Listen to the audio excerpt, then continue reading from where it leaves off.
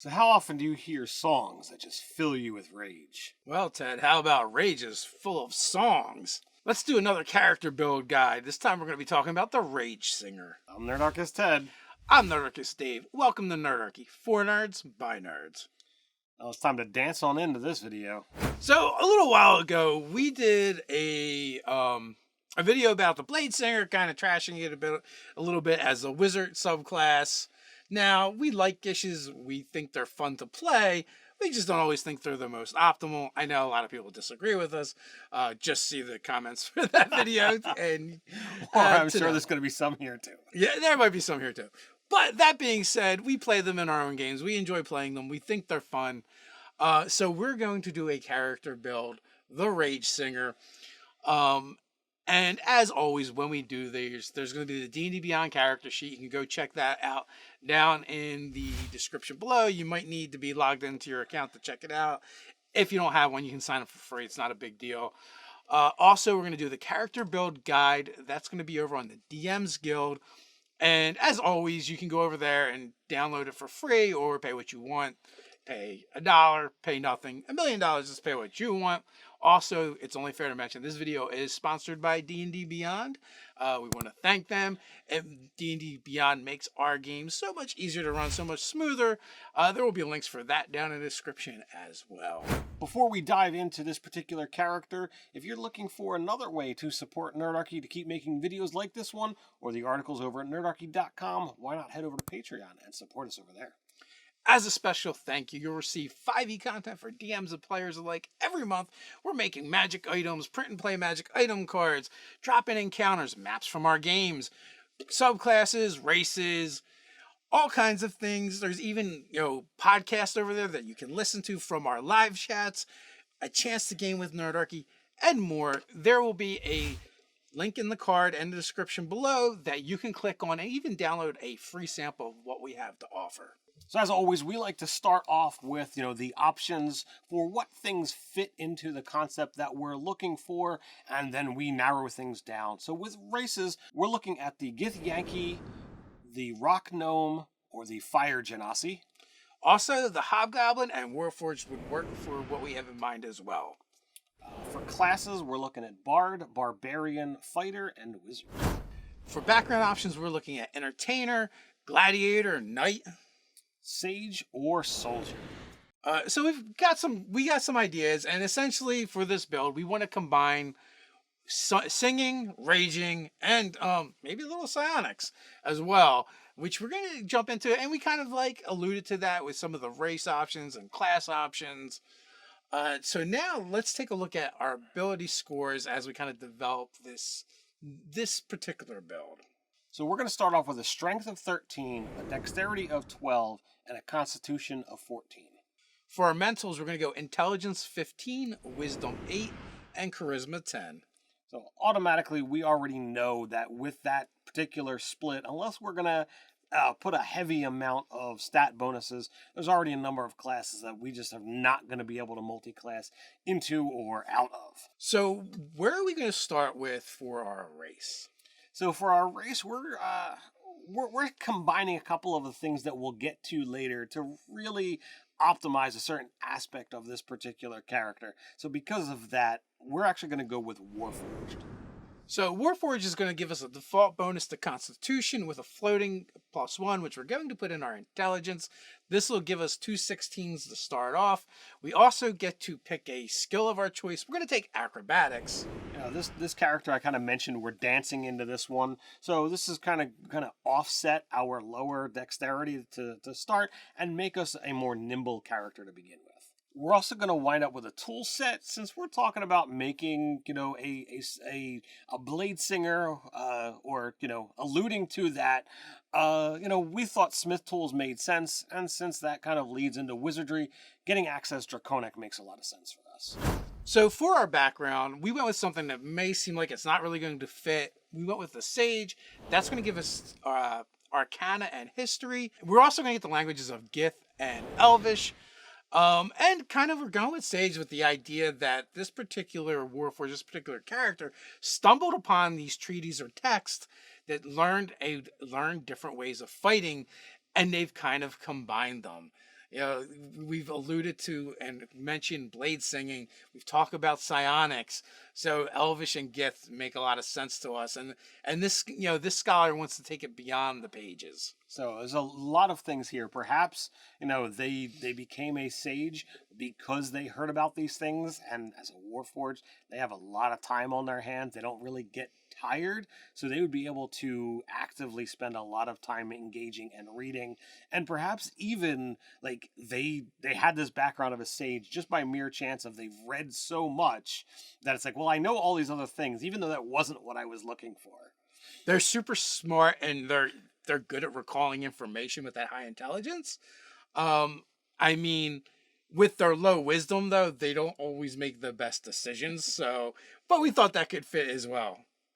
Right. So from here, the character has learned enough information that it's time to set out and begin delving into the practices. And for this, we're going to go as far away from Sage I think we could possibly go.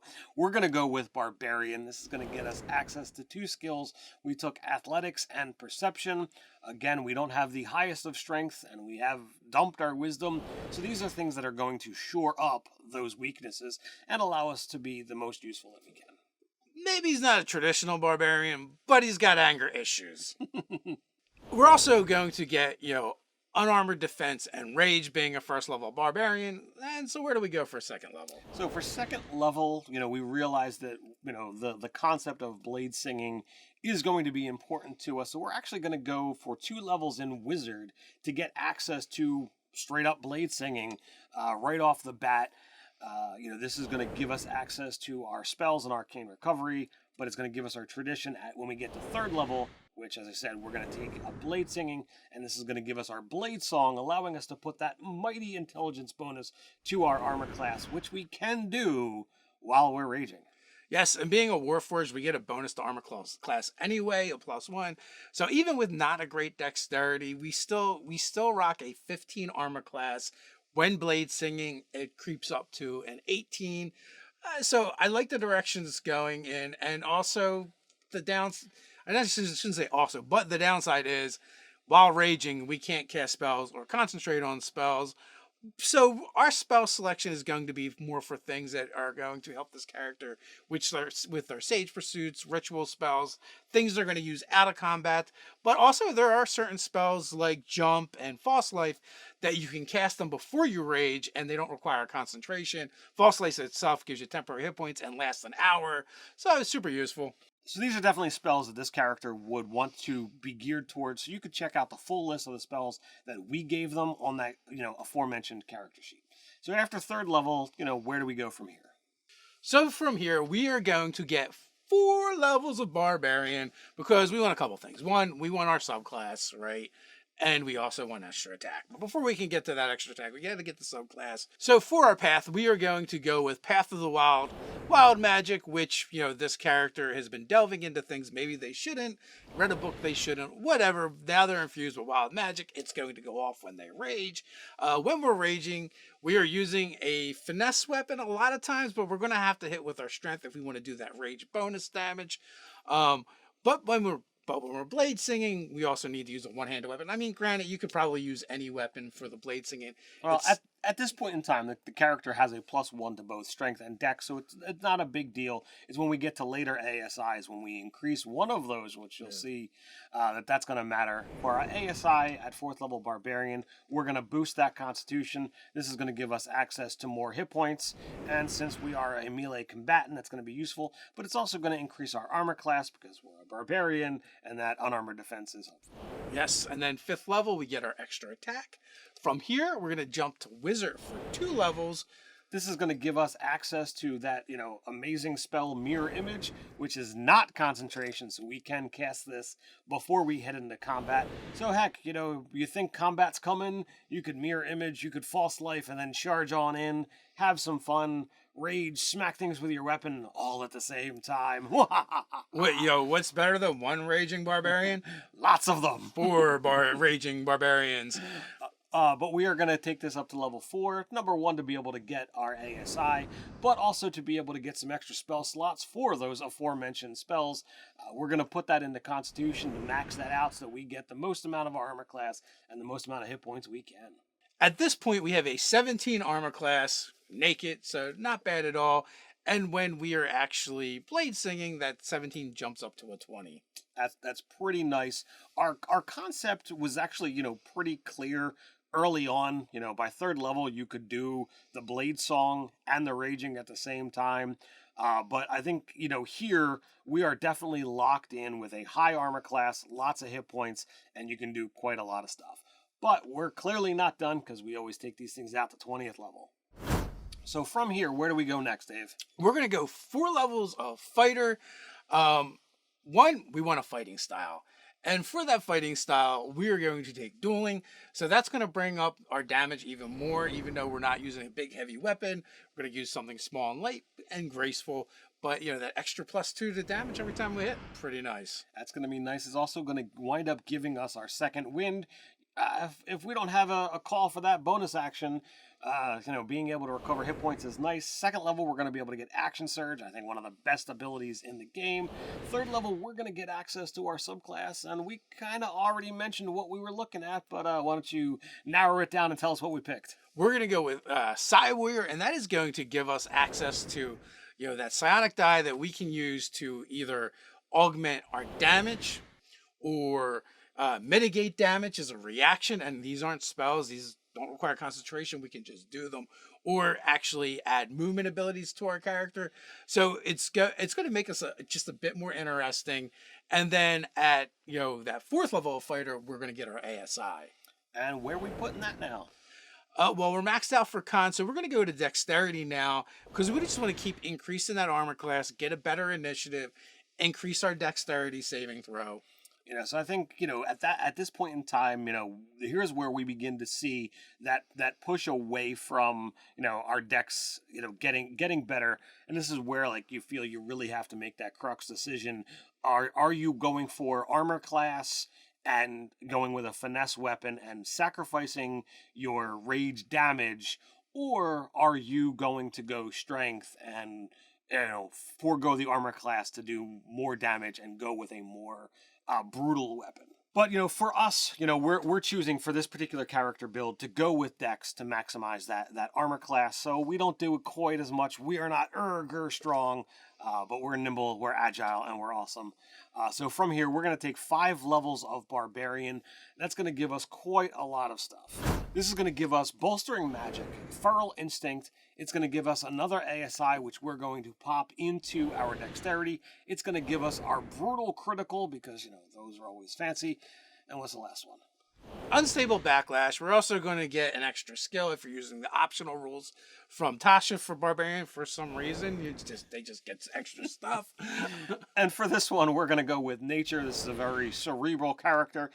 Even though we are a very melee-based, character, having that high intelligence means that we've probably picked up a lot of things in our studies. So taking Nature, I felt, out of the Barbarian, skill list, this one was the most appropriate. And then we're just going to finish off this character with 2 more levels of Fighter, and with those 2 more levels, we are going to be able to get a final ASI, which we're just going to throw into Dexterity, giving us an 18 Dexterity. So this character ends up with a 20 armor class, naked, but a 23 when blade singing. So this is really, really fun, really, interesting character. I would totally love to play this, in a game, but we get to this point where, we finish the build, so we ask the question, how would a GM use this as a character in their games? That's a good question. Basically, I like the idea of the players need to gather information and they find out about this hermit, obscure sage person, and they go, and this is what they find. They find this constructed humanoid that is sentient, and to me, they have a really live build and they look very graceful, and maybe they like to sing and they like to dance because we did get performed from being a blade singer. And we may not have an amazing charisma, but we don't have a negative either. Mm-hmm. And they have this finely crafted rapier. Like everything about this character screams anything but what they were expecting from a sage or a scholar. So I see this Warforged as having like arcane sigils all over, their, it's not a carapace, but all over the Warforged body. Or from harkening back to previous editions, psionic circuitry. Psionic circuitry would be kind of cool. But like I would name this character Scroll, and like they come there looking for this obscure bit of information, but there's always a cost, there's always a price to pay, and it's like, nope, somebody's got to best me in combat. And you see this lithe build, you see like the rapier or the short sword at its side, and it's like, okay, what does this guy have to do? And like they whip out the thing, a primal scream while they begin singing. It's like, what am I looking at here? Could be really, really interesting. And it's not a fight to the death. It's, just kind of best them, get past them, some kind of physical contest. But this dude is trying to stop you. I think that could be a really cool, really interesting encounter. I think they metal scream sing the whole time. just this loud guttural voice. It just sounds like rocks grinding together. Well, I mean, they're not going to be fantastic at performance. They're proficient, but they don't have a high charisma to really back it up. So like, they're trying, they're giving it their gusto. But I definitely see this as a lot of fun.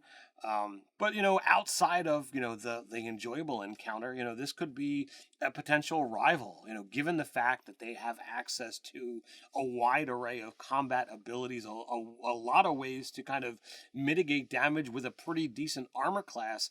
This could be a rival, either being in a fellow adventuring company or someone adventuring on their own. They rely on healing potions and things to heal them, but they're in a race against this person, this essentially unsleeping. It only needs 6 hours to do a long rest. It just kind of gets up, it does its study, and off it goes. And it's got that much advantage with that high constitution. It's going to be able to pass those constitution saving throws to just keep moving much easier than most of their typical adventurers.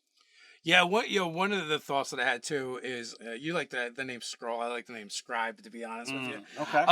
But also like they might be a hoarder or collector of knowledge and information, and the players might have something that they want or need, and they're not really particular about how they get it.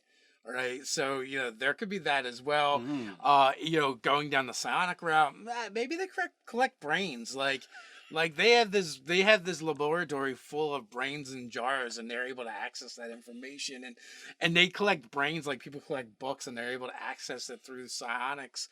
Maybe they have instruments, tools, or machinery that allows them to do that. Yeah, and you can go in a totally like creepier, darker area. That could totally work. I see kind of a device that they put on this helmet that allows them to kind of read, using psionics to read the minds, and they're scribing thoughts, and there are books upon books of written journals that are the lives of who those brains belong to or what those brains belong to. And it doesn't matter whether they're taking it from a bear or from a person.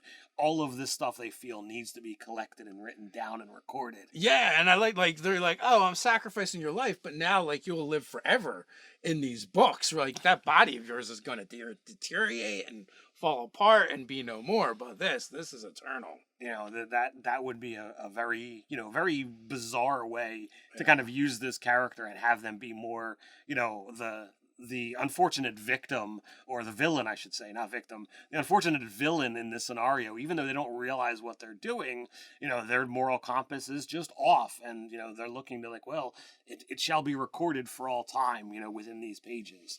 Imagine your players finding the discarded bodies in town, right, or in the city, and the brains have been removed, and like, so they're gonna be like, Elithid, intellect devourer, like they're gonna think all these things, but it turns out it's just a really eccentric Warforged. Yeah. What do you guys think? Would you use any of these versions in your game? Would you play this character? Also, it comes to mind that like swapping out Psy Warrior and Eldritch, or not Eldritch Knight, but Rune Knight might be a lot of fun as well. Let us know in the comments below. Share your thoughts with the Nerdarchy community. While you're down there, don't forget to do all those things that make Nerdarchy and YouTube happy. Like, share, subscribe, even ring that notification bell. Quick reminder, Mondays, Wednesdays, Fridays, we drop new videos. But you can't wait till then, no problem, we got you covered. Our last character build guide, you can click up here to check out the Packmaster. So until next time, stay nerdy.